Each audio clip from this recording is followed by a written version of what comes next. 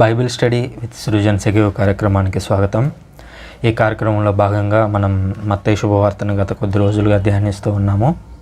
ఇవాళ మనం 13వ అధ్యాయాన్ని ధ్యానిస్తున్నాం. ఇంతకుముందు ఆల్రెడీ 12 అధ్యాయాలను వివరిస్తూ వచ్చాను. సో వాటిని మీరు ఒకసారి చూసినట్లయితే మీకు కంప్లీట్గా నేనేం చెప్తున్నాను అనేటువంటి విషయం అర్థమవుతూ ఉంటుంది. సో ఆ కంటిన్యూషన్లో భాగంగా మనం ఇవాళ 13వ అధ్యాయంలో రెండవ భాగాన్ని మనం ఇవాళ ధ్యానించబోతున్నాము. ఇంతకు ముందు పాఠంలో మనం 13వ అధ్యాయంలోని మొదటి ఉపమానాన్ని మనం నేర్చుకున్నాము.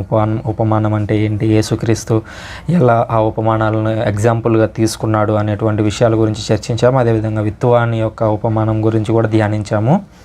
ఇవాళ మనం గోధుమలు కలుపు గింజలు అనేటువంటి మరొక ఉపమానం గురించి నేర్చుకోబోతూ ఉన్నాము. ఇది బైబిల్లో చాలా ఫేమస్ అధ్యాయం, ఇది 13వ అధ్యాయం. ఎందుకంటే ఇందులో ఒక్క అధ్యాయంలోనే మనకి 7 ఉపమానాలు కనిపిస్తాయి. అందువల్ల ఇది చాలా స్పెషల్. ఇక ఉపమానాన్ని పరిశీలించినట్లయితే ఇది గోధుమలు కలుపు గింజల యొక్క ఉపమానం. యేసుక్రీస్తు వారికి ఈ విధంగా చెబుతూ ఉన్నాడు. పరలోక రాజ్యము తన పొలమునందు మంచి విత్తనములు చల్లిన వారిని పోలి ఉన్నది. జనులు నిద్రించు వేళ పగవాడు వచ్చి గోధుమలలో కలుపు గింజలు చల్లిపోయాను. పైరు మొలచి వెన్ను విరిచినప్పుడు కలుపు మొక్కలు కూడా కనిపింపసాగాను. అప్పుడు ఆ యజమాని సేవకులు అతని వద్దకు వచ్చి, అయ్యా, నీ పొలంలో మంచి విత్తనములు చల్లితివి కదా, మరి ఈ కలుపు గింజలు ఎట్లు వచ్చి పడినవి అని అడిగిరి. అందుకు అతడు, ఇది శత్రువు చేసిన పని అనెను. అంతటా వారు, మేము వెళ్ళి వాటిని పెరికి కుప్ప వేయుదుమా అని అడిగిరి. వలదు కలుపు తీయబోయి గోధుమను కూడా పెళ్ళగింతురేమో. పంటకాలం వరకు రెండింటిని పెరగనిండు. అప్పుడు కోతగాండ్రతో ముందుగా కలుపు తీసి వాటిని అగ్నిలో వేయుటకు కట్టలు కట్టుడు, గోధుమలను నా గిడ్డంగిలో చేర్పుడు అని చెప్పెదను అనెను.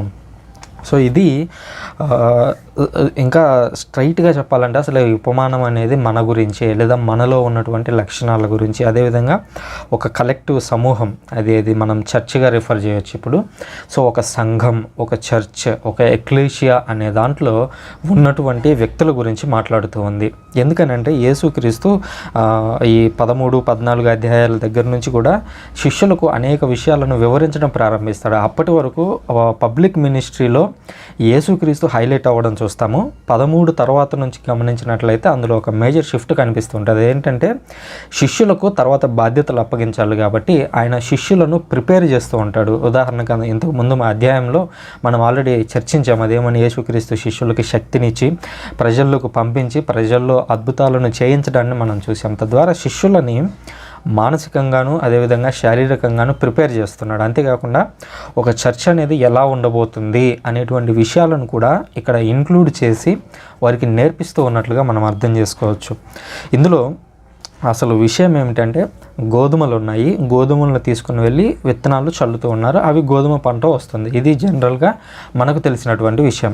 అయితే అందులో కలుపు మొక్కలు లేదా కలుపు మొక్కలు వచ్చేటువంటి గింజలను పగవాడు వచ్చి ఆ గోధుమ గింజల్లో కలిపేశాడు.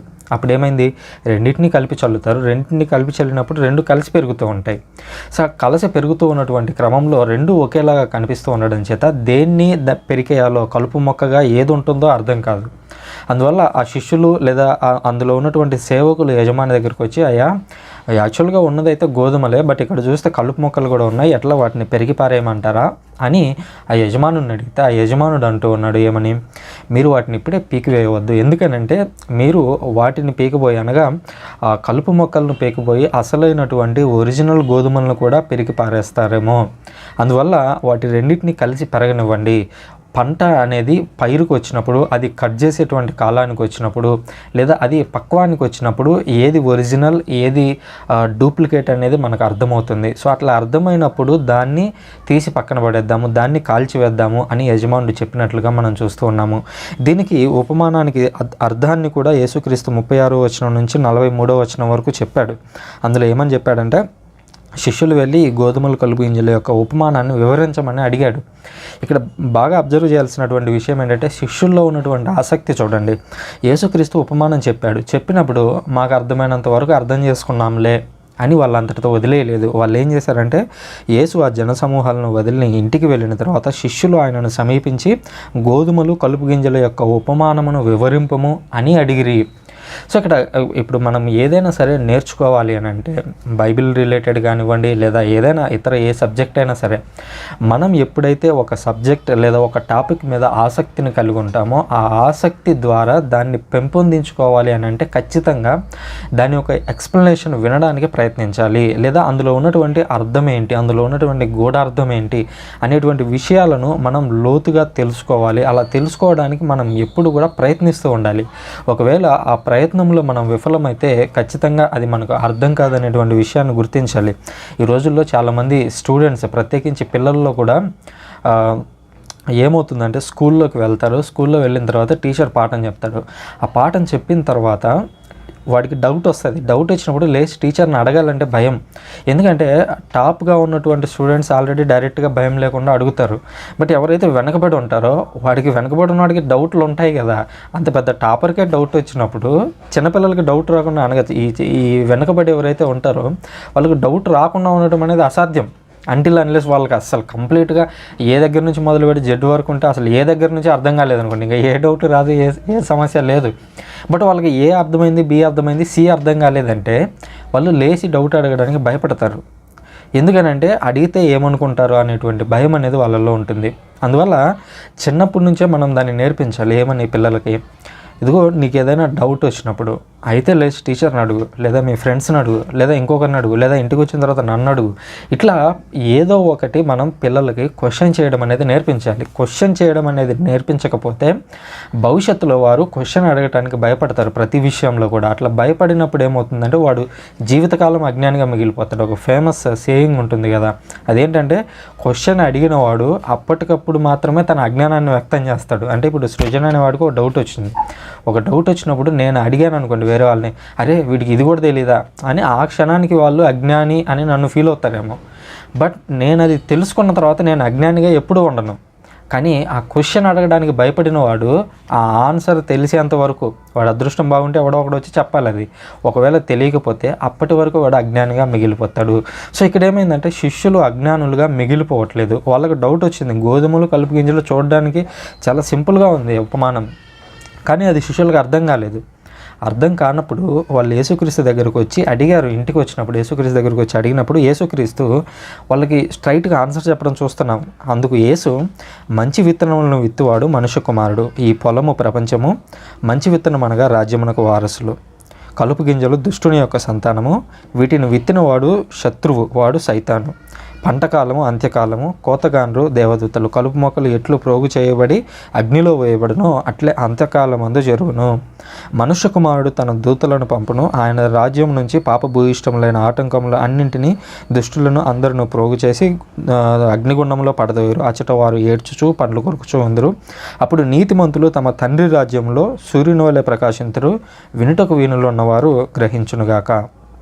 సో ఇక్కడ ఏమని చెప్తున్నాడంటే యేసుక్రీస్తు, ఆ ఉపమానం అనేది చూడటానికి చాలా సింపుల్గా గోధుమలు కలుపు గింజలు నాటటము, కట్ చేయటము, పక్వానికి వచ్చినటువంటి గోధుమలను ఇంటికి తెచ్చుకోవడం అనేటువంటి బేసిక్ సెన్స్ ఉన్నట్లుగా అర్థమవుతుంది. కానీ అందులో చాలా లోతైనటువంటి అర్థం ఉంది. ఆ విత్తనాలను విత్తేటువంటి వ్యక్తి ఎవరో కాదు, యేసుక్రీస్తు. ఎందుకంటే ఆయన అంటున్నాడు మనుష్య కుమారుడు. సో యేసుక్రీస్తుకు ఉన్నటువంటి టైటిల్ మనుష్య కుమారుడు అని మనకు తెలుసు. సో అప్పుడు యేసుక్రీస్తు అంటూ ఉన్నాడు, ఆ విత్తనాలను విత్తేది నేనే. అంటే అక్కడ ఏమంటున్నాడు, ఆ యజమాని ఎవరో కాదు, నేనే. అయితే ఇక్కడ ఒక లాజిక్ మనం అర్థం చేసుకోవాలి. అదేంటంటే యజమాని దగ్గర గోధుమ గింజలు ఉన్నాయి. అప్పుడు పగవాడు వచ్చి అనగా శత్రువు వచ్చి ఆ గోధుమ గింజల్లో కలుపు గింజలను కలిపి వెళ్ళిపోయాడు. ఇప్పుడు మనం అర్థం చేసుకోవాల్సింది ఏంటంటే యేసుక్రీస్తు ఏం చేస్తున్నాడు ఆ టైంలో? కలుపు గింజలను కలిపేటువంటి దొంగవాడు వచ్చి కలుపు గింజలను కలిపేటువంటి టైంలో యేసుక్రీస్తు ఏం చేస్తున్నాడు? యజమానుడు తన డ్యూటీని మర్చిపోయాడా అని అంటే అది లిటరల్గా గోధుమల గింజలకు సంబంధించినటువంటి ఉదాహరణ కాదు, అది మనుషులకు సంబంధించినటువంటి ఉదాహరణ. మనుషుల్లో మంచివారు ఉంటారు, చెడ్డవారు ఉంటారు. సో చెడ్డవారు అందరూ పుట్టడంతోనే చెడ్డవారా అంటే కాదు, వారు పెరిగేటువంటి పరిస్థితులను బట్టి మంచివారుగానో చెడ్డవారుగానో వారి చుట్టుపక్కల ఉన్నటువంటి పరిస్థితులను బట్టి మారుతూ ఉంటారు. సో అట్లా మారుతూ ఉన్నప్పుడు మనము ఖచ్చితంగా వీడు తప్పు అని చెప్పలేము.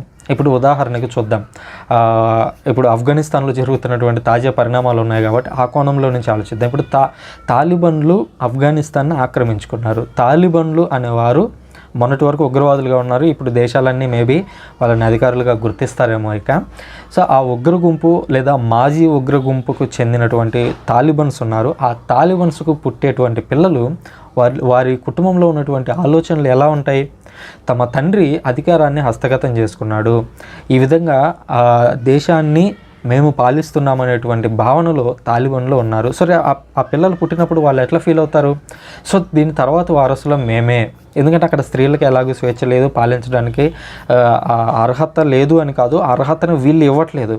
స్త్రీలు ఎప్పుడు కూడా తక్కువ అనేటువంటి ఉద్దేశం కాదు, ఎందుకంటే ప్రపంచ దేశాల్లో అన్ని దేశాల్లో ఆల్మోస్ట్ ఏదో కొద్ది దేశాలు నెగ్లిజిబుల్ నెంబర్ ఉన్నటువంటి దేశాల్లో మాత్రమే మహిళల యొక్క నాయకత్వాన్ని తిరస్కరిస్తున్నాయి. ఇట్లాంటి పరిస్థితుల్లో నుంచి మనం అబ్జర్వ్ చేసినప్పుడు ఆ తాలిబన్ల యొక్క కుమారులు ఎలా ఫీల్ అవుతారంటే మేమే తర్వాత దానికి వారసులము అని ఫీల్ అవుతున్నారు. బట్ ఆ వారసులని ఫీల్ అయిన వారు ప్రజారంజకంగా పాలించడంలో విఫలమైతే ఏమవుతుంది? తిరుగుబాటు వస్తుంది. సో ఇట్లాంటి తిరుగుబాట్లు ప్రపంచంలో ఎన్నో జరుగుతున్నాయి, ఆఫ్ఘనిస్తాన్ కూడా ఒక ఎగ్జాంపుల్.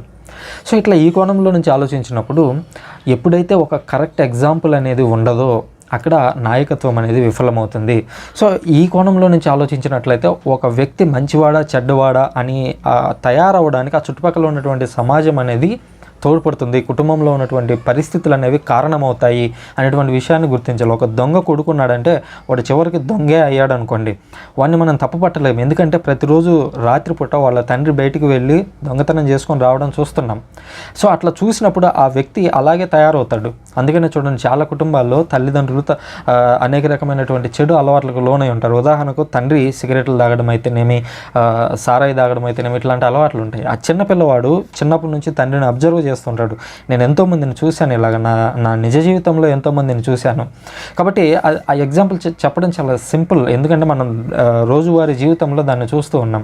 సో ఒక వ్యక్తి తప్పు చేస్తూ ఉన్నప్పుడు వాడు ఆ సారాయి వాసనను రోజు పీలుస్తూనే ఉంటాడు. ఒక వ్యక్తి సిగరెట్ తాగుతున్నప్పుడు ఆ సిగరెట్ వాసన పక్క నుంచి పీలుస్తూనే ఉంటాడు. దాన్ని ప్యాసివ్ స్మోకింగ్ అంటారు. అంటే నువ్వు ఒక్కడివి సిగరెట్ తాగుతున్నావు అంటే నీ ఇంట్లో నీ చుట్టుపక్కల ఎంతమంది పీలుస్తున్నారో వాళ్ళందరూ కూడా నీతో పాటు ఈక్వల్గా ఎఫెక్ట్ అవుతున్నారు అనేటువంటి విషయాన్ని గుర్తించాలి. అందుకనే ఈ పొగ తాగడం మీద జరిపినటువంటి ఒక పరిశోధనలో తాగిన వాళ్ళు బాగానే ఉంటున్నారు, కానీ వాళ్ళ ఇంట్లో భార్యకి ఈ విధంగా ఊపిరితిత్తుల్లో సమస్యలు వస్తున్నాయంట. ఎందుకు వస్తున్నాయని పరిశీలించి ఆ డాక్టర్లు చెక్ చేస్తే ఏమవుతుందంటే ఈమె ఎక్కువగా పొగ పీలుస్తుంది అని చెప్తారు. ఈమె సిగరెట్ తాగదు కదా అని ఇంట్లో భర్త తాగుతున్నాడు. భర్త తాగుతున్నప్పుడు ఆటోమేటిక్గా ఆమె కూడా ఆ పొగను పీలుస్తూ ఉంటుంది అని ఆ డాక్టర్లు వెల్లడించారు కూడా. సో ఇట్లాంటి నేపథ్యంలో మనకి ఏమర్థమవుతుందంటే తప్పు అనేది పరిస్థితుల బ్యాక్గ్రౌండ్ని బట్టి మనం అర్థం చేసుకోవాలి. సో ఒకడు తప్పు చేశాడు అని అంటే వాడు వెంటనే ద్రోహి అయిపోడు, వాడికి మారడానికి ఒక అవకాశం అనేది ఇవ్వాలి అనేటువంటి విషయాన్ని మనం గుర్తించాలి. ఉదాహరణకి ఎవరో కాదు, సెయింట్ అగస్టిన్ ఉన్నాడు. సెయింట్ అగస్టిన్ ఏం చేసేవాడు? సో అంతకుముందు పాప జీవితం అనేది ఆయనకు ఉంది, బట్ ఆ పాప జీవితాన్ని ఆయన వదిలేశాడు. అలాగే చూడండి, మంచి దొంగ ఉన్నాడు. మంచి దొంగలు చెడ్డ దొంగలు ఉంటారా? లేదా మంచి దొంగ ఇదేమన్నా సినిమానా అంటే కాదు, ఆయన జీవితాంతం చెడుగానే జీవించాడు. బట్ శిలువ మీద మరణించేటువంటి సమయంలో తన తప్పును తాను తెలుసుకున్నాడు. యేసుక్రీస్తు పక్కన ఉండగా తెలుసుకున్నాడు. అంటే యేసుక్రీస్తు ప్రజెన్స్లో ఉన్నప్పుడు ఆ తప్పు ఏంటి అనేది ఆయనలో ఒక పశ్చాత్తాపం అనేది కలిగింది. సో అట్లాగే ఇక్కడ మంచి గోధుమలు కలుపు గింజలు అంటే మంచి గోధుమలు అంటే మనుషులు, మంచి మనుషులు, కలుపు గింజలు అంటే చెడ్డ మనుషులు. ఈ చెడ్డ మనుషులు ఆటోమేటిక్గా వారికే వారు చెడ్డవారు కదా. అందువల్ల ఈ గోధుమలు గింజలు కలుపు గింజలు అనేటువంటి ఎగ్జాంపుల్ నుంచి మనం గ్రహించాల్సింది ఏంటంటే రెండింటిని కలిపి ఒక పంటగా వేసినప్పుడు, అనగా మంచివారు చెడ్డవారు కలిసి ఒక పంటలో పండినప్పుడు మంచివారు చెడ్డగా మారొచ్చు, చెడ్డవారు మంచిగా మారొచ్చు. బట్ అల్టిమేట్గా యేసుక్రీస్తు లేదా దేవుడు కోరుకునేటువంటి లక్ష్యం ఏమిటంటే ఒక వ్యక్తి మంచిగా మారాలి అనేది దేవుని యొక్క ఉద్దేశం. ఇక్కడ అదే చెప్తూ ఉన్నాడు చూడండి, మంచి విత్తనము అనగా రాజ్యమునకు వారసులు, కలుపు గింజలు దుష్టుని యొక్క సంతానము, వీనిని విత్తిన శత్రువు సైతాను, పంటకాలము అంత్యకాలము, కోతగాండ్రు దేవదూతలు. ఈ దేవదూతలు వచ్చి దాన్ని పంటను కోయబోతూ ఉన్నారు. అలా కోయబోయేటువంటి ముందుగా, అనగా అంత్యకాలం అనేది రాబోయేటువంటి ముందుగా, అది లోకాంతమా లేదా నీ అంతమా నా అంతమా మనకు తెలియదు.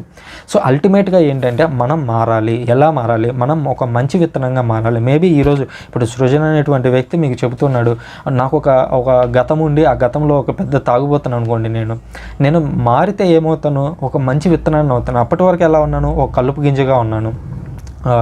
నేను ఇతరులని చెడులోకి లాగడానికి సిద్ధంగా ఉన్నాను, లేదా నాకున్నటువంటి ఒక పెద్ద చెడ్డ అలవాటిని నలుగురికి నేర్పిస్తూ ఉన్నాను అనుకోండి. అప్పుడు ఏంటి, నేను ఒక కలుపు గింజని. బట్ ఎప్పుడైతే నేను దేవుని యొక్క ప్రజెన్స్లో దేవుని యొక్క సువార్తను చదివిన తర్వాత నా యొక్క మనస్సును మార్చుకొని నా నడవడికను మార్చుకుంటాను, అప్పుడు నేను మంచి వ్యక్తిని అవుతాను. మంచి వ్యక్తిని అయినప్పుడు తప్పకుండా ఒక మంచి విత్తనంగా మారుతాను అనేటువంటి విషయాన్ని గుర్తించాలి. ఆ విధంగా మంచి వ్యక్తిగా మారినప్పుడు అంత్యకాలంలో కోతగానులు అనగా దేవదూతలు వచ్చి ఆ కలుపు మొక్కలన్నింటినీ తీసివేస్తారంటే చెడ్డవారు ఎవరైతే ఉంటారో వాళ్ళందరినీ కూడా తీసుకొని దేవుడు అగ్నిలో పడవేస్తానని ఇక్కడ యేసుక్రీస్తు చెప్పడం మనం చూస్తున్నాం. తద్వారా యేసుక్రీస్తు మనకి చెప్పదలుచుకుంది ఏంటంటే, మీరు ఈరోజు ఎలా ఉన్నారు అనేది అన్నెసెసరీ, బట్ మీరు ఈ క్షణం నుంచి అనగా రాబోయేటువంటి నెక్స్ట్ క్షణం నుంచి మీరు మారాల్సినటువంటి అవసరం ఉంది. ఎలా మారాలి? ఒక మంచి విత్తనంగా మారాలి. మంచి విత్తనంగా మారితే ఏం జరుగుతుంది? వారు రాజ్యానికి వారసులుగా మారుతారు. లేదా నువ్వు కలుపు గింజగా మారితేనో, లేదా కలుపు గింజగా పెరిగితే ఏమవుతుంది? నిన్ను దాన్ని కట్ చేసి తీసుకొని వెళ్ళి అగ్నిగుండంలో పడవేస్తారు అని చెప్పడం మనం చూస్తున్నాం. అగ్నిగుండము అనేది లిటరల్ అగ్నిగుండంగానే మనం ఆలోచించకూడదు. ఎందుకనంటే మనం దేవుని దగ్గర ఉన్నాము అంటే అది మనకు సంతోషం. దేవుని నుంచి దూరం అయ్యామంటే అదే నరకం. నరకం అంటే అక్కడ ఇప్పుడు మన యమధర్మరాజు, ఇండియాలో యమధర్మరాజులాగా నూనెలో వేయించుతారు, ఇట్లాంటి ఎగ్జాంపుల్ కదా, అదొక ఇమాజినరీ. సరే, ఆ బ్యాక్గ్రౌండ్ మనం వదిలేసినప్పటికీ ఇక్కడ యేసుక్రీస్తు మనకు స్ట్రైట్గా చెప్పాలనుకుంది ఏంటంటే, మనం దేవునికి దూరం అవుతున్నాం. దేవుని దగ్గర ఉంటే ప్రేమ, దేవుని నుంచి దూరం అయ్యామంటే అది అగ్ని లాంటి పరిస్థితి, అది మండేటువంటి పరిస్థితి. సో అట్లాంటి పరిస్థితి మనకు రాకూడదు. మనం ఎప్పుడు కూడా దేవునితో ఉండాలి. మంచి వ్యక్తులతో సత్సాంగత్యం అనేది ఎప్పుడు కూడా మనం నెరుపుతూ ఉండాలి అనేది యేసుక్రీస్తు ఈ గోధుమలు కలుపు గింజలు అనేటువంటి ఉపమానం ద్వారా మనకు వివరిస్తున్నాడు అనేటువంటి అర్థం చేసుకోవాలి. ఇంకొక 43వ వచనంలో అంటున్నాడు, అప్పుడు నీతిమంతులు తమ తండ్రి రాజ్యంలో సూర్యుని వలె ప్రకాశించరు. బాగా అబ్జర్వ్ చేస్తే ఇక్కడ ఒకరేమో తప్పులు చేసే వాళ్ళని అగ్నిగుండంలో పడేస్తారు. అగ్నిగుండం అంటే అక్కడ ఏముంటుంది? సాధారణంగా మంట ఉంటుంది. ఇక్కడ నీతిమంతులు అంటే సూర్యుని వల్లే ప్రకాశిస్తారు. మరి సూర్యుడు ఏంటి? సూర్యుడు కూడా ఒక రకంగా మంటే. అక్కడ ఉండేటువంటి హైడ్రోజన్, హీలియం అన్ని మండి ఒక పెద్ద మంటనే వస్తుంది. ఇన్ఫ్యాక్ట్ ఇక్కడ చెప్పే అగ్నిగుండం కంటే సూర్యుడిలో ఇంకా ఎక్కువ మంట ఉంటుంది. కాకపోతే ఆ మంటకి ఈ మంటకి డిఫరెన్స్ ఏంటంటే, ఈ మంట మేబీ మనుషులను బాధ పెట్టకపోవచ్చు, సూర్యుని వల్లే ప్రకాశించరు అనగా ఆ వెలుగు, ఆ గ్లోరీ అనేది అలా ఉంటుంది. ఇక్కడ లిటరల్గా సూర్యుడిని తీసుకోకూడదు. ఎందుకంటే కొంతమంది లిటరల్గా సూర్యులని అంటే అక్షరాల్లో ఏదైతే ఉందో అదే తీసుకుంటూ ఉంటారు. సో అట్లాంటి వ్యాఖ్యానాలు రాకూడదు అనేటువంటి ఉద్దేశంతో చెప్తున్నాను.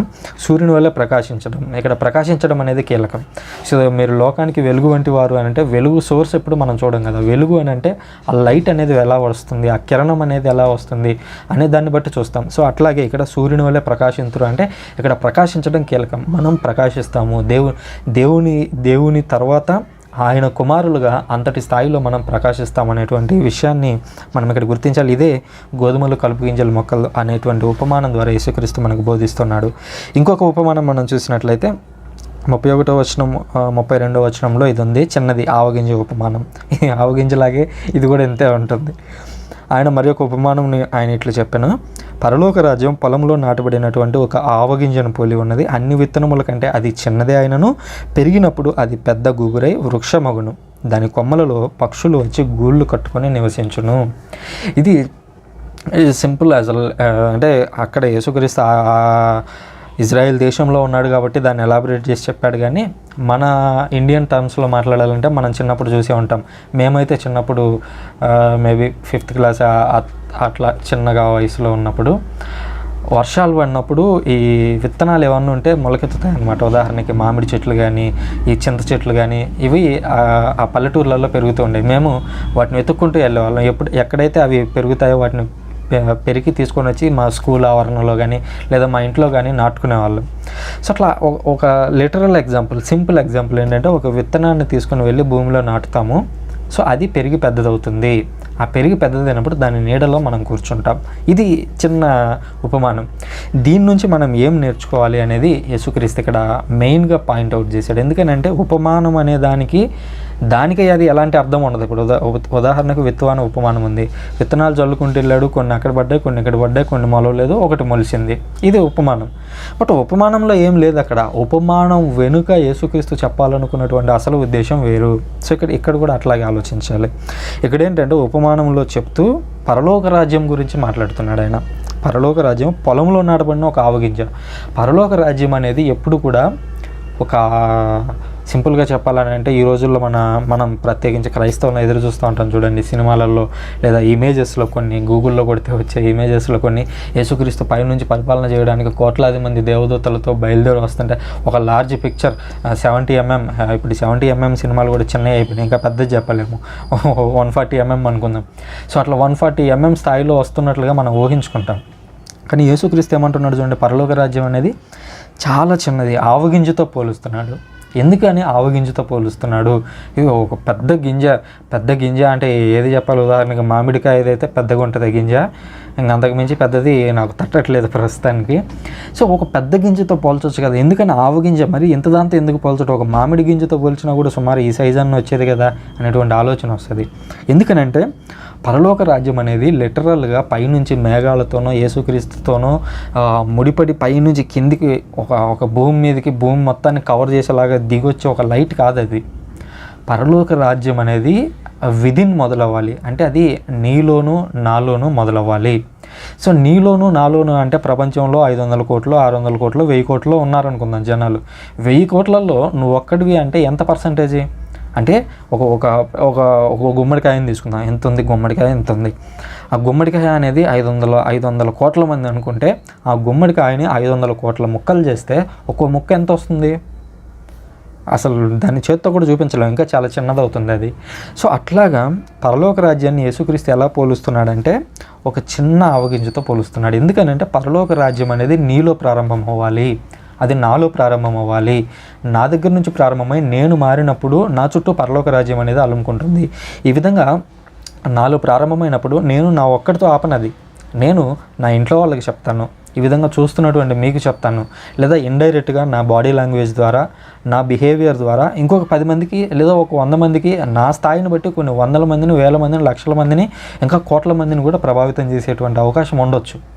సో ఆ విధంగా పరలోక రాజ్యం అనేది ఒక ఆవగింజతో మొదలవుతుంది. అది చూడటానికి చాలా చిన్నగా పొలంలో మొదలవుతుంది, కానీ అది అటువంటి టైంకి ఆ పరిస్థితి ఎలా ఉంటుందంటే చాలా పెద్దగా వైడర్ ఆడియన్స్ని రీచ్ అవుతుంది, చాలా పెద్ద స్థాయికి రీచ్ అవుతుంది. అందులో పక్షులు వచ్చి గూళ్ళు కట్టుకుంటాయి. అంటే మీరు ఒక వ్యవస్థని ఎస్టాబ్లిష్ చేయబోతున్నారు. ఇది ఇండైరెక్ట్గా చర్చ్ను కూడా పోల్చి చూపిస్తున్నాడు యేసుక్రీస్తు. ఎందుకనంటే చర్చ్ అనేది ఎంతమందితో ప్రారంభమైంది? మొట్టమొదటిగా ఒక వ్యక్తితో ప్రారంభమైంది. ఆ వ్యక్తి తర్వాత 12 మంది ఆయన అనుసరించారు. 12 మంది తర్వాత యేసుక్రీస్తు మరణం తర్వాత ఆ 12 మంది కుటుంబాలు మేబీ ఇక అల్టిమేట్గా ఫాలో అవుతాయి. మేబీ అందులో వ్యతిరేకించిన వాళ్ళు కూడా ఉండొచ్చు, మనం చెప్పలేము దాన్ని. సో ఎందుకంటే అది చాలా బ్యాక్గ్రౌండ్ 2000 సంవత్సరాల దూరంలో ఉన్నాం కాబట్టి మనం ఎగ్జాక్ట్గా దాన్ని వివరించలేము. సో ఆ విధంగా డిస్టెన్స్లో మనం చాలా దూరంలో ఉన్నాము. ఇంకా పరిశీలించినట్లయితే ఆ చర్చ్ అనేది 12 మందితో మొదలైంది, 30 మందితో మొదలైంది. పేతురు ప్రధాన ప్రసంగం చేసిన రోజు ఎంతమంది ఉన్నారు అక్కడ? 3000 మంది ఉన్నారు. సో అట్లా ఇంక్రీజ్ అవుతూ వచ్చింది. ఈరోజు ప్రపంచంలో ఆల్మోస్ట్ హాఫ్ జనాభా, అంటే ఒక 600 కోట్ల జనాభా అనుకుంటే అందులో ఆల్మోస్ట్ ఒక 300 కోట్ల మంది క్రైస్తవులు ఉన్నారు. అంటే ప్రారంభమయ్యేటప్పుడు యేసుక్రీస్తు అనేటువంటి ఒక చిన్న ఆవగింజతో మొదలైంది. ఆ తర్వాత ఇప్పుడు అది పెద్ద గూళ్ళు కట్టుకొని విస్తరిస్తూ ఉన్నట్లుగా మనం చూస్తున్నాము. సో ఇది చర్చికి కూడా అప్లై అవుతుంది, అలాగే మనం చెప్పేటువంటి మాటలకు, మనం చెప్పేటువంటి బోధలకు కూడా వర్తిస్తుంది అనేటువంటి ఆ విషయాన్ని మనం ఈ ఆవగింజ ఉపమానం నుంచి గ్రహించాల్సి ఉంది. ఇక యేసుక్రీస్తు తర్వాత బోధిస్తున్నటువంటి మరొక ఉపమానం ఏమిటంటే పులిసిన పిండి ఉపమానం. అదేంటంటే ఒక స్త్రీ పులిసిన పిండిని అంతను 3 కుంచెముల పిండిలో ఉంచగా ఆ పిండి అంతయు పులియబారెను, పరలోక రాజ్యం దీన్ని పోలి ఉన్నది. సో ఇది కూడా ఒక్క లైన్ ఉపమానం. అసలు ఉపమానం అంటే ఇంతకుముందు మనం చూస్తే చాలా పెద్దగా ఉండేవి. వచ్చే కొద్ది యేసుక్రీస్తు ఒక్కొక్క లైన్లో ఉపమానాలను తగ్గొట్టు పడేస్తున్నాడు. పులిసిన పిండి అనేది ఇజ్రాయెల్లో చాలా బాగా పరిచయం, ఎందుకంటే వాళ్ళు రొట్టెలు చేసుకొని చాలా ఎక్కువగా తింటారు కాబట్టి పులిసిన పిండి అనేది వాళ్ళకి బాగా సుపరిచితం. సో మన లాంగ్వేజ్లో, మన ఇండియన్ ట్రెడిషన్లో చెప్పాలంటే ఇదే పదంలో ఒక చిన్న మార్పు చేస్తే సరిపోద్ది. ఒక స్త్రీ మజ్జిగను అనుకోండి, ఉదాహరణకి ఒక స్త్రీ మజ్జిగను 3 గ్లాసుల పాలలో ఉంచగా వేడి చేసి అందులో చల్లార్చిన తర్వాత మజ్జిగ వేయాలి. మీరు వేడి చేయకుండా పాలల్లో మజ్జిగ వేస్తే అది పెరుగు అవ్వదు. ఒక స్త్రీ మజ్జిగను 3 గ్లాసుల పాలలో ఉంచగా ఆ పాలంతయు పెరుగాయను. అని చెప్పచ్చు సింపుల్గా. అంటే మనకి ఇండియన్ టర్మ్స్లో అర్థమయ్యేలాగా చెప్తున్నాను అనమాట.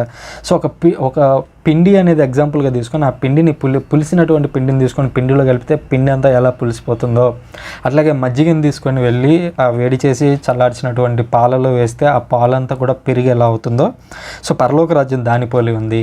ఇక్కడ ఇండైరెక్ట్గా ఏం చెప్తున్నాడంటే మల్టిప్లై అవుతుంది. మీరు వేసేది ఒక చుక్క మజ్జిగ కావచ్చు, అది ఈవినింగ్ అయ్యేసరికి లేదంటే తెల్లారేసరికి కంప్లీట్గా మీరు ఎంత పెద్ద గ్లాస్ తీసుకున్నారో, ఎంత పెద్ద కుండ తీసుకున్నారో అంతటి స్థాయిలో అది పెరుగుగా మారుతుంది. అంటే అంత గొప్పగా అది మల్టిప్లై అవుతుంది. చర్చ్ అనేది విధంగా గొప్పగా మారబోతూ ఉంది. మీరు చేయబోయేటువంటి బోధలు అనేవి గొప్పగా మారబోతున్నాయి అని యేసుక్రీస్తు ఇందులో కూడా ఇండైరెక్ట్గా చెప్పినట్లు చూస్తున్నాము. ఈ 34-35 వచనాల్లో చూసినట్లయితే యేసుక్రీస్తు జనసమూహాలకు అన్నీ కూడా ఉపమానాలతో బోధించాడు. ఎందుకంటే పాత నిబంధనలో మనం చూస్తాము ఆయన ఉపమానాలు లేకుండా ఏమీ బోధించలేదని దేవుని గురించి మనం పాత నిబంధనలో చెప్పడం చూస్తాము. అది యేసుక్రీస్తులో ఇక్కడ నెరవేరినట్లుగా చూస్తూ ఉన్నాము. అంతేకాకుండా ఇదిగో ఇక్కడ చెప్పాడు ఆల్రెడీ ఏమని, ప్రవక్త పలికినటువంటి పలుకులు ఈ విధంగా నెరవేరినాయి. ఏమని, నేను ఉపమానములతో బోధించను, సృష్టి ఆరంభం నుంచి గుప్తమై ఉన్న వానిని బయలుపరచదను అని పాత నిబంధనలో ఉన్నటువంటి విషయం ఈ విధంగా నెరవేరింది యేసుక్రీస్తులో అని పునీత మత్తయ్య గారు మనకి ఇక్కడ స్పష్టం చేస్తూ ఉన్నారు. ఇక 44వ వచనంలో ఇంకొక ఉపమానాన్ని యేసుక్రీస్తు చెప్పాడు. మొత్తం 7 ఉపమానాలు ఉంటాయి మత్తయి సువార్త 13వ అధ్యాయంలో అని చెప్పుకున్నాము. సో ఇందులో 44వ వచనంలో ఈ విధంగా ఉంది, పరలోక రాజ్యము పొలములో దాచిపడిన ధనము వలె ఉన్నది. ఒకడు దాన్ని కనుగొని అచటనే దాచి ఉంచి సంతోషంతో వెళ్ళి తనకు ఉన్నదంతయు అమ్మి ఆ పొలమును కొనెను. ఇక్కడ పరలోక రాజ్యం గురించి ఇంకా యేసుక్రీస్తు మాట్లాడుతున్నాడు. అందులో ఏమంటున్నాడు అంటే దాచబడినటువంటి ధనం అనేది దాంతో పోలుస్తున్నాడు. ఈ దాచబడినటువంటి ధనం అనేది ఎక్కడ ఉందంటే ఒక పొలంలో ఉంది. ఆ విషయం ఒక వ్యక్తికి తెలియగానే ఏం చేశాడంటే తన ఇంటిని వాకిల్ని ఏమేమైతే ఉన్నాయో ఆస్తులన్నింటిని అమ్మేసి వెళ్ళి ఆ పొలాన్ని కొన్నాడు. ఎందుకని, ఆ పొలంలో దాచబడినటువంటి ధనం అనేది ఉంది. అట్లాగే మన జీవితంలో మనం ఏదైనా ఒక మంచిని లేదా సువార్తను ఎన్కౌంటర్ అయినప్పుడు, దాన్ని ఎదుర్కొన్నప్పుడు మనం ఈ విధంగా మనకున్నటువంటి మిగతా మొత్తం అమ్మేసి దేవుణ్ణి అనుసరించాలి. అంటే లిటరల్గా ఇప్పుడు సృజన్ అనేవాడు ఇదిగో వాచి షర్టు గిట్టు అన్నీ అమ్మేసి నేను చర్చికి వెళ్ళిపోవాలంటే అది కాదు ఇక్కడ మీనింగ్ మనం ఎలా అర్థం చేసుకోవాలని అంటే, మనం ఎప్పుడైతే మంచిని ఎన్కౌంటర్ చేస్తామో, ఇప్పుడు సృజన్ అనే వాడిలో మంచి లక్షణాలు ఉండొచ్చు, చెడు లక్షణాలు ఉండొచ్చు.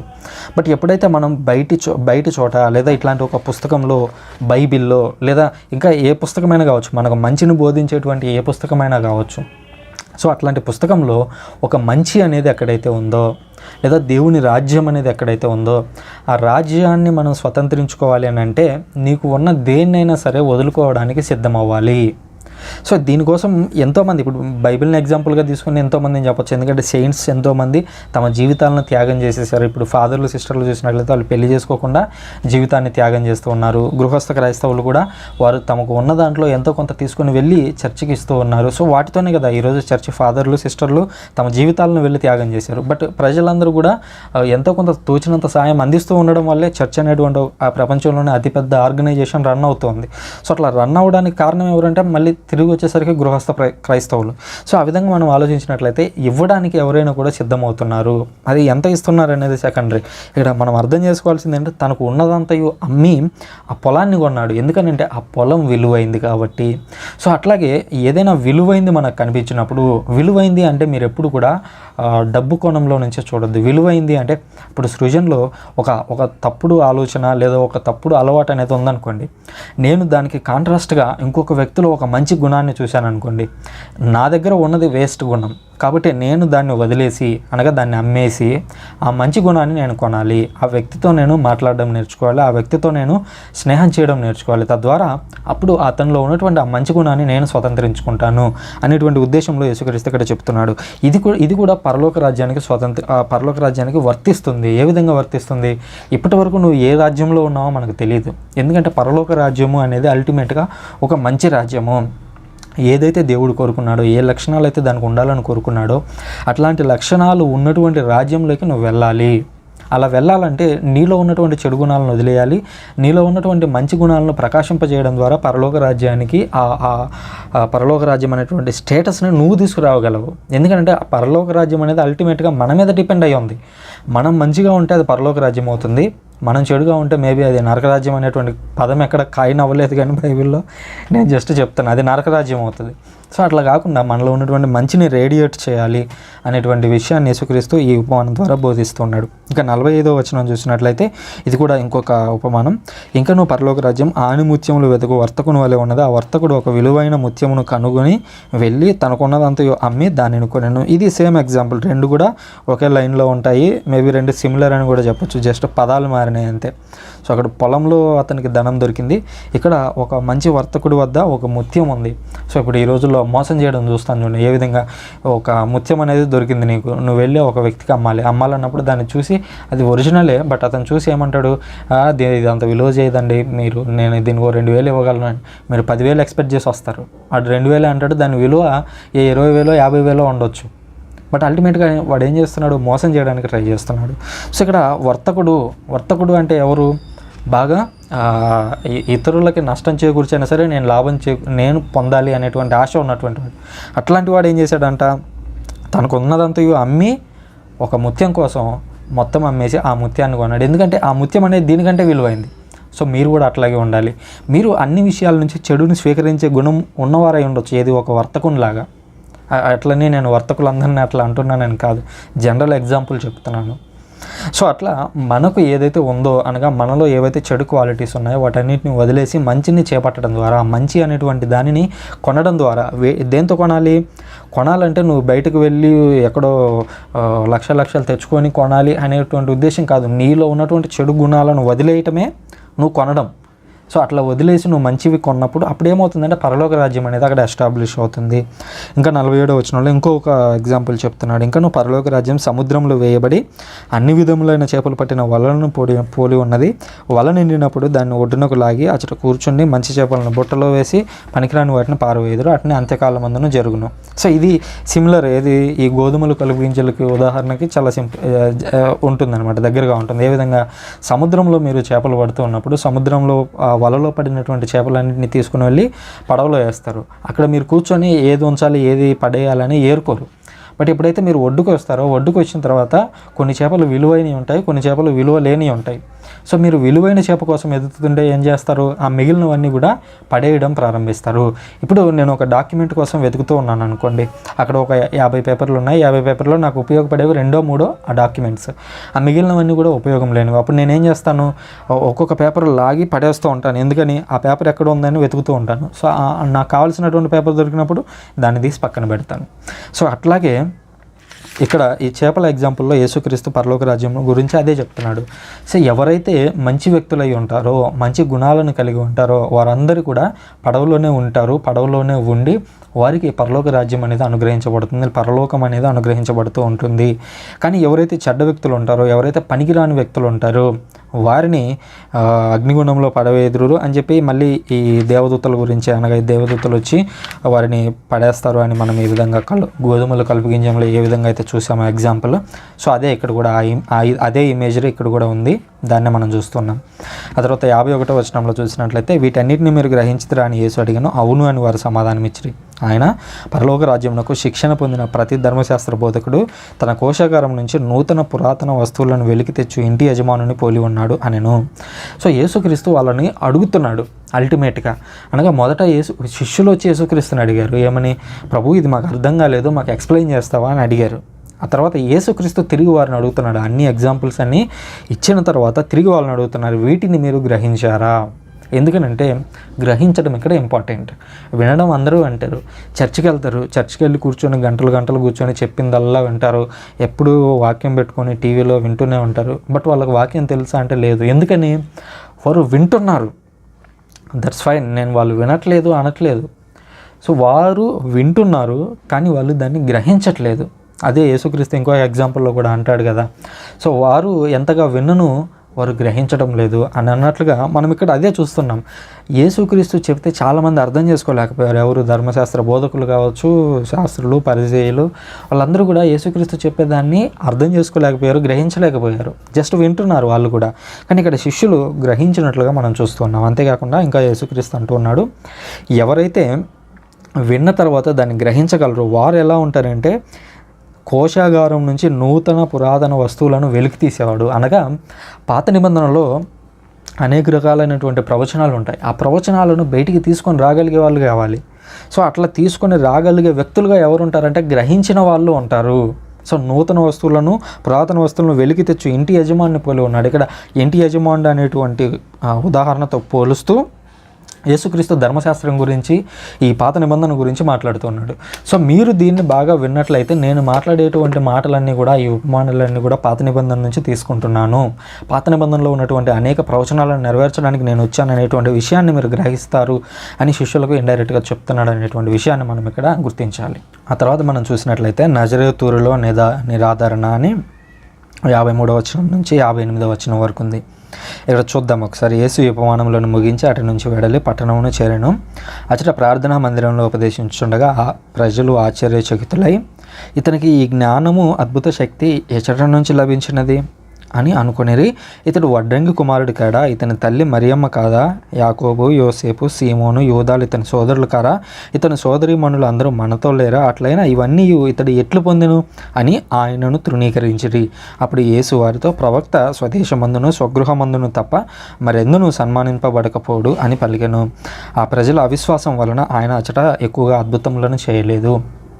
నజరేతు అనేది మనం ఇంతకుముందు మాట్లాడుకున్నాం ఆల్రెడీ. ఇంతకుముందు ఈజిప్ట్ నుంచి యోసేపు గారు తన కుటుంబాన్ని తీసుకుని వచ్చి నజరేతులో స్థిరపడ్డారు.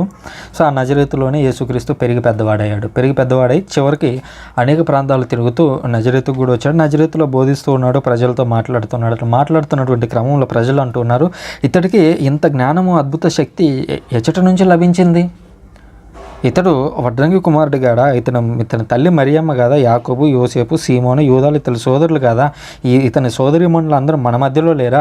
అట్లయినా అన్నీ ఇతడు ఎట్లు పొందెను? ఇక్కడ అల్టిమేట్గా అర్థం చేసుకోవాల్సింది ఏంటంటే, ఒక వ్యక్తికి టాలెంట్ ఉంది, ఆ వ్యక్తి ఏదో చెప్పడానికి ట్రై చేస్తున్నాడు. సో అతనిలో ఉన్నటువంటి ఆ గొప్పదనం అనేది ఎలా వచ్చింది, దాన్ని మనం ఎలా స్వీకరించాలి అనేది ఎవరైనా సాధారణంగా ఆలోచించాలి. బట్ కొంతమందికి గర్వం అనేది ఉంటుంది. సో ఆ గర్వం ఏం చేస్తుంది మనిషిని? వీడికి ఇది ఎలా తెలుసు, వీడికి అసలు ఇంత నాలెడ్జ్ అనేది ఎట్లా వచ్చింది, ఇతను మనతో పాటు ఉన్నాడే కదా అంటే ఏం చేస్తున్నారంటే, ఒక వ్యక్తి ఆల్రెడీ హైయెస్ట్ పొజిషన్ని రీచ్ అయ్యాడు. ఉదాహరణకి యేసుక్రీస్తునే తీసుకుందాం. యేసుక్రీస్తు ఆధ్యాత్మికతలో కావచ్చు, దైవత్వ పరంగా కావచ్చు, తాను వచ్చినటువంటి పనిని నెరవేర్చడంలో కావచ్చు, ఒక హైయెస్ట్ పినాకిల్కి ఆల్రెడీ రీచ్ అయ్యాడు. రీచ్ అయిన తర్వాత ఇక్కడ కింద ఉన్నటువంటి ప్రజలు ఏం చేస్తున్నారంటే, అల్టిమేట్గా ఏం చేయాలంటే యేసుక్రీస్తు వైపు ఇలా మనం పైకి వెళ్ళాలి. కానీ అలా పైకి వెళ్ళకుండా వీళ్ళు ఏం చేస్తున్నారంటే ఈయనని కిందకు డ్రాగ్ చేసే ప్రయత్నం అనమాట. ఏ విధంగా? ఇతని తల్లి మరియమ్మ కాదా? ఇతను వడ్రంగి కుమారుడు కాడా? ఇతడు చెప్తున్నటువంటి బోధలు ఎలా ఉన్నాయంటే, ధర్మశాస్త్ర బోధకులే దానికి ఆన్సర్ చెప్పలేక తోక ముడుచుకొని పోతున్నారు. అట్లాంటి వ్యక్తిని పట్టుకొని ఏమంటున్నారు? ఇతను వడ్రంగి కుమారుడు కాడా? ఇప్పుడు సాధారణంగా దీన్ని రెండు రకాలుగానే చెప్పొచ్చు. ఏమని, ఇతడు వడ్రంగి కుమారుడు కాదా, ఇతనికి ఇంత జ్ఞానం ఎట్లా వచ్చిందబ్బా అని పొగడటం వేరు. పొగడటంలో కూడా దీన్నే ఉపయోగించవచ్చు. కానీ వీళ్ళు ఏం చేస్తున్నారంట, 57వ వచనం స్టార్టింగ్లో ఉంది, అని ఆయనను తృణీకరించిరి. వాళ్ళ యొక్క మెయిన్ ఉద్దేశం ఏంటంటే యేసుక్రీస్తును డ్రాగ్ చేయడం కిందికి.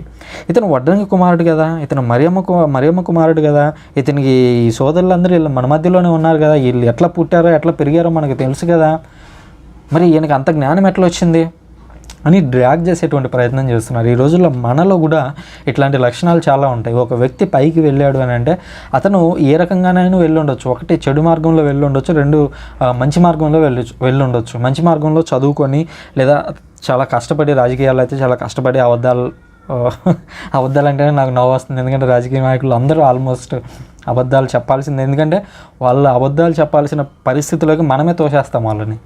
సో అట్లా వాళ్ళు అబద్ధాలు చెప్పి పైకి వెళ్తూ ఉంటారు. సో అట్లా కాకుండా ఎవరైతే మంచిగా ఉన్నట్లు చెప్పి పై స్థాయి వరకు వెళ్తారు, వాళ్ళకి అబద్ధాలు చెప్పేసి ఏదేదో చేస్తామని చెప్పి, అధికారంలోకి వచ్చిన తర్వాత అది చేస్తాం ఇది చేస్తామని చెప్పి ఆ తర్వాత మొహం చాటేస్తున్నటువంటి వాళ్ళు చాలామంది ఉంటారు. సో ఈ రెండింటిని మనం పోల్చి చూసినట్లయితే, ఒక చెడు మార్గంలో పైకి వెళ్ళిన వ్యక్తితో మనం పోల్చుకోవచ్చు. ఏమని, ఇతను ఈ విధంగా పైకి వెళ్ళాడు కదా, ఇతను కూడా పైకి వెళ్తే అలాగా, ఇట్లా చెడు మార్గంలో చేసే వాళ్ళు కూడా పైకి వెళ్ళడం కరెక్ట్ కాదు కదా అని మనం పరిశీలన చేసుకోవటం వేరు. కానీ ఒక వ్యక్తి కష్టపడి నిజంగానే పైకి వెళ్ళినప్పుడు అతని పైకి వెళ్ళినటువంటి మార్గంలో తప్పులు ఏమి లేవు కాబట్టి ఆ తప్పులను వెదకలేక అతని కుటుంబం ఏదైతే ఉందో, అతని పరిస్థితులు ఏవైతే ఉన్నాయో ఆ పరిస్థితులను బట్టి అతన్ని కిందకు డ్రాగ్ చేయాలని ప్రయత్నిస్తాము. సో అంటే వ్యక్తిగతంగా నువ్వు అతన్ని టార్గెట్ చేయడానికి ఏం లేదు. ఇప్పుడు యేసుక్రీస్తు గురించి ఇక్కడ మాట్లాడట్లేదు చూడండి. ఏమన్నాడు, వడ్రంగి కుమారుడు కదా, మరి తల్లి కుమారుడు కదా, లేదా ఆ కింద ఉన్నటువంటి సోదరుడు కదా, ఇతని సోదరి మనలేదని మనతో లేరా అంటే వీళ్ళందరినీ చూపించి కిందకి డ్రాగ్ చేయడానికి ప్రయత్నిస్తున్నారు. కానీ యేసుక్రీస్తులో ఏ తప్పును వెతకలేకపోతున్నారు. అంటే అక్కడే మనకి స్పష్టమైపోతుంది ఏమని, యేసుక్రీస్తు వ్యక్తిగతంగా ఎంత గొప్పగా బతికాడు, ఎంత గొప్పగా జీవించాడు నజరేతులో అనేటువంటి విషయం మనకి ఇక్కడ అర్థమవుతుంది. అందుకని యేసుక్రీస్తు అంటూ ఉన్నాడు, ప్రవక్త స్వదేశమందును స్వగృహమందును తప్ప మరెందును సన్మానింపబడకపోడు అని. అంటే ఎక్కడైతే పుట్టి పెరిగాడో ఆ ప్రాంతం వాసులు అతన్ని గుర్తించలేకపోవచ్చు అనే విషయాన్ని యేసుక్రీస్తు ఇక్కడ చెబుతూ ఉన్నాడు. ఇంకా అంటున్నాడు, వారి యొక్క అవిశ్వాసం వలన ఆయన అచ్చట ఎక్కువగా అద్భుతములు చేయలేకపోయాను.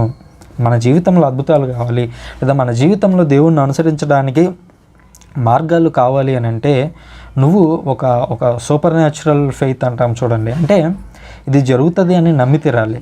ఇప్పుడు ఉదాహరణకి పునీత పేతురు గారు ఉన్నారు, అది మనం తర్వాత అధ్యాయంలో చూస్తాం. 14వ వచనం, మేబీ ఇంట్రడక్షన్ కూడా బాగుంటుంది. సో 14వ వచనంలో మనం చూస్తాం, యేసుక్రీస్తు నీటి మీద నడిస్తే పేతురు యేసుక్రీస్తుని అనుసరించడానికి ట్రై చేశాడు. చూడండి, 12 మంది శిష్యుల్లో ఆ రోజు పడవలో ఎంతమంది ఉన్నారో మొత్తం మీద శిష్యులందరూ కూడా ఆ పడవలో ఉన్నారు. నెంబర్ ఇవ్వలేదు కాబట్టి మనం ఎగ్జాక్ట్గా చెప్పలేం. పడవలో ఉన్నటువంటి శిష్యుల్లో ఎవరు కూడా కిందకి నీళ్ళలోకి దిగడానికి ట్రై చేయలేదు. కానీ పేతురు అతనిలో ఉన్నటువంటి ఉత్సాహం చూడండి, నేను కూడా నడిచి వస్తాను నీ దగ్గరికి అని అన్నాడు. సరే, అల్టిమేట్గా తర్వాత ఏం జరిగింది అనేది మనం 14వ వచనంలో చర్చిస్తాం. సో అట్లాగా యేసుక్రీస్తు అక్కడ అవిశ్వాసం వల్ల ఎక్కువ మంది అవిశ్వాసాన్ని చూపించడం వల్ల యేసుక్రీస్తు అక్కడ అద్భుతాలు చేయలేదు. ఈరోజు మీ జీవితంలో, నా జీవితంలో కానీ అద్భుతాలు కావాలంటే మనం ముందుగా దేవుని నమ్మాలి. అలాగని నేను నమ్ముతాను కదా అని చెప్పి నాకు హైదరాబాద్కి సముద్రాన్ని తీసుకొని రా అంటే ఇంపాసిబుల్ అది. సో అట్లా కాదు, మనము దేన్ని అడగాలి అనేది మనకు తెలుసు ఆల్రెడీ. సో ఏదైతే పాసిబిలిటీ ఉంటుందో దాంట్లోనే, అనగా మన పరిమితి ఎంతవరకు అయితే ఉంటుందో అంతవరకు మాత్రమే అడగాలి అనేది నేర్చుకోవాలి. ఇప్పుడు ఉదాహరణకి సృజన అనేవాడు ప్రైమ్ మినిస్టర్ కాకూడదా అంటే అవ్వచ్చు, రాజ్యాంగం మనకు ఆ వీలు కల్పించింది, అవ్వచ్చు. బట్ అవ్వాలంటే ఏమవ్వాలి, నువ్వు ప్రజల్లో ముందు నీకు పలుకుబడి ఉండాలి, నువ్వు లోకల్ స్థాయి నుంచి పనిచేసినటువంటి అనుభవం నీకు ఉండాలి. సో అనుభవం నువ్వు ఉన్నప్పుడు దేవుణ్ణి అడగవచ్చు. నీకు అనుభవం లేకుండా నేనేం చేస్తున్నాను, ఒక జర్నలిస్ట్గా పనిచేస్తున్నాను, మహా అయితే ఇదిగో మీకు బైబిల్ చెప్తూ ఉన్నాను. సో ఈ 2 రంగాలను వదిలేసి నేను ఇప్పుడు మైక్రోసాఫ్ట్కి CEO అవుతానంటే అవ్వగలనా? లేదు. ఎందుకంటే నేనేం అవ్వాలి దానికంటే ముందుగా నేను అక్కడ ఒక సాఫ్ట్వేర్గా చదివి ఉండాలి, సాఫ్ట్వేర్గా పనిచేసి ఉండాలి, ఆ మైక్రోసాఫ్ట్ కంపెనీలో ఉండాలి, లేదా ఇంకో కంపెనీలో అయినా ఒక రెస్పెక్టెడ్ పొజిషన్లో ఉండాలి. ఇట్లాంటి పరిస్థితులన్నీ ఉండాలి. సో అట్లాగా ఆ బ్యాక్గ్రౌండ్లో నుంచి మనం ఏదైనా అడగాలి, దేవుణ్ణి అడగాలంటే. సో అంతే తప్ప హైదరాబాద్కి సముద్రం తీసుకురండి అని నేనైతే ఎప్పుడు ప్రేయర్ చేయను అనే విషయాన్ని మరోసారి గుర్తు చేస్తున్నాను. ఇది 13వ అధ్యాయం. మొత్తం ఇందులో 7 ఉపమానాలను యేసుక్రీస్తు చెప్పాడు. సో 7 గొప్ప ఉపమానాలు, వాటి నుంచి మనం చాలా నేర్చుకున్నాం కూడా. సో ఇక రాబోయేటువంటి అధ్యాయంలో 14వ అధ్యాయంలో మనం యోహాను శిరచ్ఛేదనం గురించి, 5,000 మందికి ఆహారం గురించి, నీటిపై యేసుక్రీస్తు నడవడం, అదేవిధంగా పేతురుకు కూడా అవకాశాన్ని కల్పించడం గురించి నేర్చుకుంటాం. So thank you very much. మీకు ఈ వీడియో నచ్చినట్లయితే తప్పకుండా కింద కామెంట్ చేయండి. ఇంకా మీకు ఏమైనా డౌట్స్ ఉన్నా కూడా ఖచ్చితంగా కామెంట్ బాక్స్లో రాస్తే నేను తర్వాత వీడియోస్లో వాటికి సమాధానం ఇస్తాను. Thank you very much.